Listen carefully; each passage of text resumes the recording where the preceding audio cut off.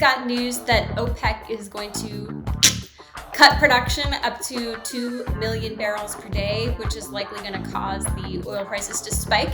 And this is in spite of President Biden going over, speaking of kissing rings, to Saudi Arabia, even though during the campaign he promised that he would be Mr. Tough against Saudi Arabia. And then he went over there to beg the Saudis, and now they're rejecting him. So my question to you is America basically impotent now under Joe Biden on the world stage? No, actually, this is a minor thing. I think where the U.S. has gained incredible credibility on the world stage is the way Biden's handled the whole Ukraine thing. And that's a far more important thing. So, no, I think that Biden has re-engaged the world. He's assured our allies that he's committed to NATO, which Trump was trying to unravel. He has stood up to Putin, and he's rallied the world in ways that people haven't thought. So yes, I agree with you. And look, I've said from day one that you can be for doing everything you can to convert to alternative fuels, and you can also be for a strong energy policy. The two go hand in hand, because for the next 15 to 20 years, we're going to be getting 80% of our energy from fossil fuels. Nothing is going to change that. Nothing in the entire world is going to change that. So having energy security, which we have, which is one of the reasons why in past energy crises, the dollar got hammered, right? I remember in 1980, it was $2.50 for a pound. I mean, the dollar was like toilet paper. Now it's 97 cents.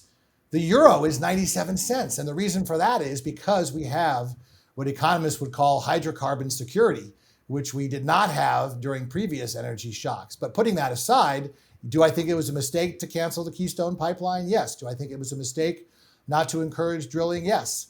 And I think that's definitely hurt us. And I do blame Biden, not entirely, but certainly largely, for the increase in gas prices. I think that's something that he has to own. And that's far more consequential than, whether he's kissing MBS's ring, which I think MBS did a terrible thing with the Khashoggi. And, you can say he's despicable, but he's going to be around for 40 years, and we're stuck with him, right? So we might as well learn to live and let live, as we do with a lot of tyrants.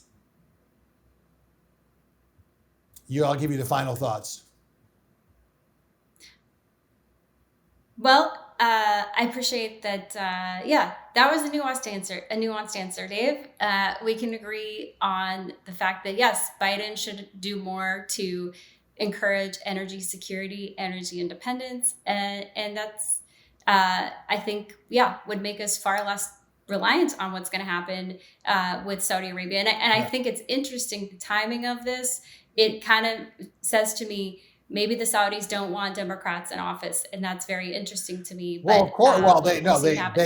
They want Donald Trump in office, because Donald Trump is a total friend of the Saudis. Remember, Donald Trump is an authoritarian. And I have to say one thing, with the exception of the Middle East, because I give credit where it's due, and he changed the Middle East paradigm.